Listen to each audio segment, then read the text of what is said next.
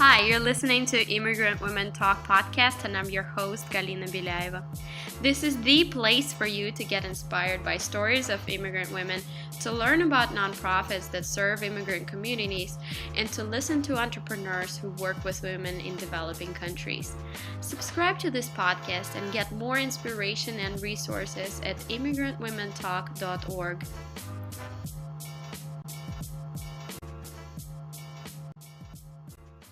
Hi, I'm Galina Bilaev, and my guest today is Dr. Manuela Raposo.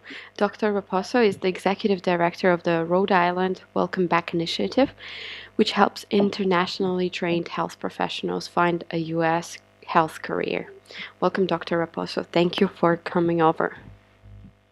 Oh, thank you for having me. So, what solutions does the Welcome Back Initiative provide for immigrant health professionals? We provide guidance and resources. We provide intensive case management services in order to identify what are the needs of the professionals, where they are when they come to us, and where do they need to begin in the process. So we help them from ESL classes in case they are low in the English proficiency, through licensing process.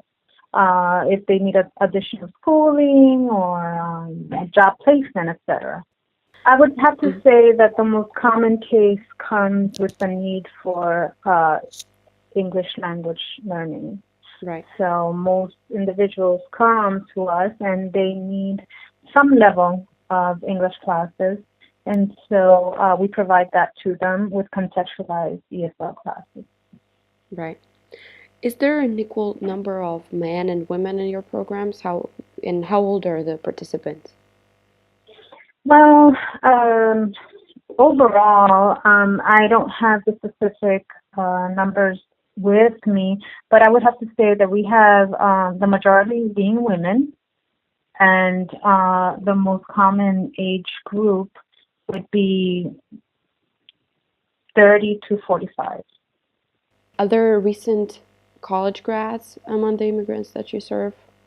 Yes, we do see recent college grads every once in a while. They are not the majority. Mm-hmm. The majority are individuals who are older, who have worked for some time in their home country. But we do see recent grads every once in a while, yes. Is it easier for them to integrate because they're younger and it's like easier for them to adapt? Yeah. Or is it more difficult because they don't have as much experience? It is a lot easier for the younger individuals who are recent graduates to be able to adapt, to assimilate all the information they need to be able to acculturate to their new environment. Also, for the licensing process, it's simpler for them, especially in the case of physicians, let's say, because the licensing exams cover things that they just recently saw, whereas individuals who have been practicing for a very long time might not have seen this material in a while. So, who is eligible to be the client of Welcome Back Initiative? Well, basically, it's individuals who have studied outside of the U.S. And who are residents of the state in which the Welcome Back Center that they are trying to receive services from is located. For instance, if you are going to be if you're trying to enter into the Rhode Island Welcome Back Center, let's say in the state of Rhode Island, then you must be a resident of Rhode Island, etc. Right. So California, Maine, Maryland, Texas, New York, the same. Are your services free for the participants? Every center has different requirements.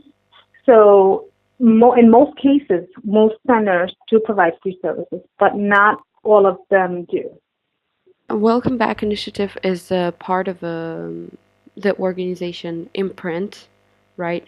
And other organizations include Community College Consortium for Immigrant Education, World Education Services, Upwardly Global. I interviewed them, Welcoming Center for New Pennsylvanians.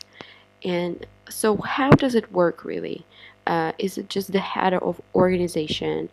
Um, why are you working together under this organization? Why are we all working together? Yeah. Why are we all working together under the imprint umbrella? Yes. Okay. We work together because I feel that it is important to be organized if we are providing like services in order to advocate. One of the reasons, being able to advocate for a common issue together, because in numbers there is strength. Correct. Right. We imprint is actually fairly new, about 3 years old. Where the four different entities got together and decided to form this one coalition that would have certain goals that they could target throughout the year. So empowerment, advocacy, education. Okay. Those were common goals. Mm-hmm. So, what should skilled immigrants realistically expect from their careers in the U.S.? Are they going to make enough money to survive right off the bat, or they might have to find another part-time job? It all depends on where they are when they get to us. If when they get here, they have their profession, and the process is not a very difficult one, because let's say the country is not going to, the process with getting their paperwork to have the credentials evaluated and so forth, it's not going to be so difficult. That's one of the barriers. Another one of the barriers is also the English proficiency. So if the English is an issue, then that's something that will delay their being able to get a really good paying job as well. So it's a number of issues that come into effect when you're thinking about how quickly an immigrant professional will be able to obtain work here in the U.S. Right. Dr. Raposo, how long can it take to find a job as a health professional after they get their credentials transferred? And it doesn't take very long at all. Once they have everything in place, once they are able to meet the requirements of the employers, then it doesn't take long at all. For instance, like I said, the English language is most often the largest barrier. But if that's not something that's a barrier, then they can obtain work fairly quickly. mm-hmm. How can skilled professionals get ready to live in the U.S. before they come? Well, sometimes I am able to speak with professionals before they come to the U.S. They'll email me or we'll talk on the phone, and I always tell them, make sure you contact individuals in your enrollment offices of the university that you attended, so that you have someone that you can contact once you're trying to get your official transcript, for instance. There are also, depending on the profession, if you're a physician, you are able to take the licensing exams outside of the U.S., so you can do that. The TOEFL. There are many steps that can be taken before you come here that will facilitate things once you arrive. What would your best advice be? What are the steps? My best advice would be, if you're planning in the future to come to the U.S., make sure you start learning English. If you don't already, that is number one. Secondly, make sure you have copies of your transcript, of your diploma, of all the official documents that you would need from your educational institution. And also make sure that, as I said earlier, that you leave behind connections that you are able to contact once you're here, so that they can help facilitate the process of getting official transcripts once you arrive. Okay. Dr. Raposo, Do you see that there is more technology in health field?